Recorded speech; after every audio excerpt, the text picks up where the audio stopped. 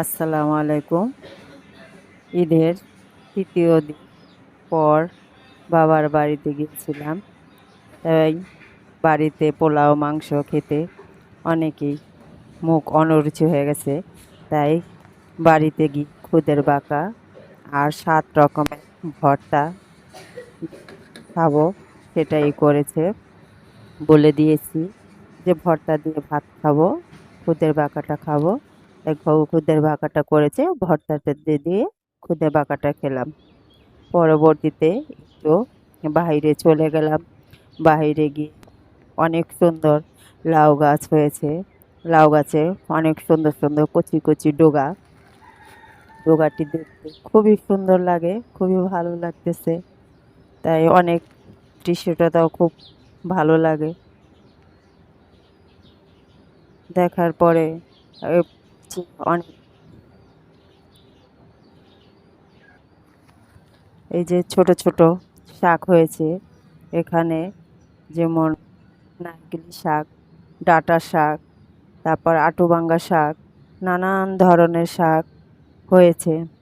শাকগুলো দেখতে অনেক সুন্দর লাগতেছে। এখানে বড় বড় দুটো ডাঁটা হয়েছে। ওখানে দেখা যাচ্ছে কচু গাছ। কত সুন্দর দৃশ্যগুলা দেখুন, প্রচুর পরিমাণে শাক হয়েছে। এই যে এখানে কচু শাক, এই কচু শাকটা মাছ দিয়ে খেতে খুবই ভালো লাগে। ইচা মাছ দিয়ে, সব ধরনের মাছ দিয়ে কচু শাকটা খাওয়া যায়, খুবই ভালো লাগে। যে দেখুন, অনেক ভালো লাগে, গ্রামের দৃশ্য দেখতে খুবই ভালো লাগে। এটা হচ্ছে কাটা গাছ, অনেক কাটা থাকে এই গাছটার মধ্যে।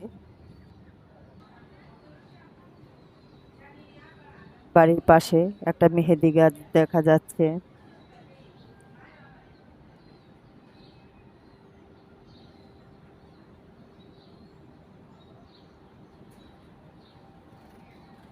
অনেক সুন্দর গ্রামের দৃশ্য, মানে দেখতে অনেক ভালো লাগার মতো একটা দৃশ্য।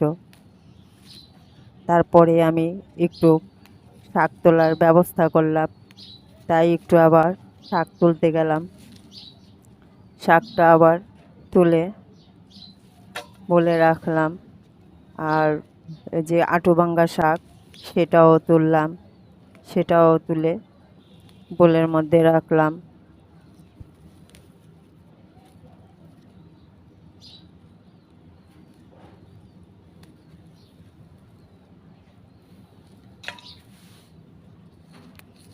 আর এখন এই যে বড় বড় কাটা শাক, এই কাটা শাক তুলতে গেলে হাতে কাটা বিঁধে যায়।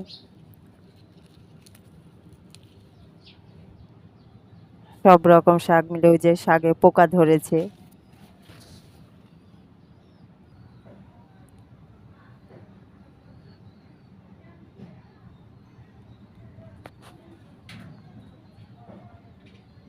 এখন আমি একটি বটি এনে এই শাকগুলা কেটেছি, আর এই শাকগুলা টেনে টেনে উঠিয়ে এনেছি।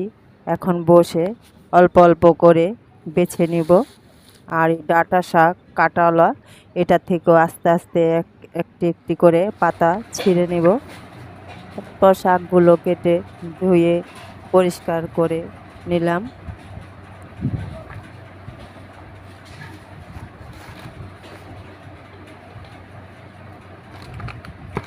পরিষ্কার করে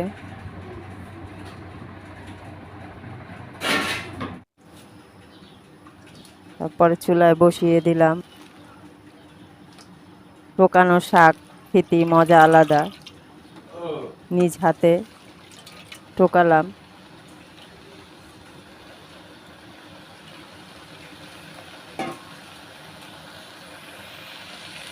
তারপরে বসিয়ে দিলাম। তারপর শাকগুলো ধুয়ে চুলায় বসিয়ে দিলাম। একটু লবণ দিয়ে দিলাম। লবণ দিয়ে শাকটা, তার সাথে একটু কাঁচামরিচ, রসুন আর একটু পেঁয়াজ কুচি দিয়ে দিলাম। ভালো করে সিদ্ধ করে নিলাম। তারপরে নামিয়ে তেল গরম হয়েছে, তেলের মধ্যে দিয়ে দিলাম রসুন কুচি, পেঁয়াজ কুচি। এই শাকের মধ্যে রসুন কুচি আর পেঁয়াজ কুচি বেশি দিলে খুবই ভালো লাগে, শাকের স্বাদটা বাড়ে। তারপরে শাকটা পেঁয়াজটা ভাজা ভাজা হওয়ার পর শাকটা ঢেলে দিলাম। শাকটা ভাজা ভাজা করে নিলাম সুন্দর করে ভেজে। তারপরে শাকটা নামিয়ে নিলাম। এই শাকের মানে এই শাক দিয়ে ভাত খেতে খুবই ভালো লাগে, অনেক স্বাদের একটা শাক। এই যে শাক ভাজিটা হয়ে গেছে। যদি ভিডিওটা ভালো